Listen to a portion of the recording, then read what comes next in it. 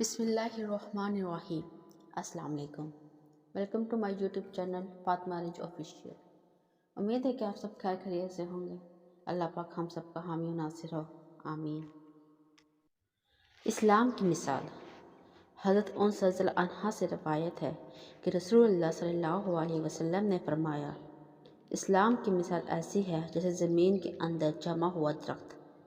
اللہ کو ماننا اس کی جڑ ہے، پانچوں نمازیں اس کی شاخیں ہیں، روزے اس کی چھال، حج عمرہ اس کے توڑنے کے قابل میوہ، وضو اور غسل جنابت اس کی سچائی کا پانی، ماں باپ کی فرما برداری اور کنبہ پروری اس کی نازک ٹہنیاں، ممنوعات سے اپنے آپ کو روکنا اس کے پتے، اعمال صالح اس کا پھل اور اللہ کی یاد اس کے سونتے ہیں۔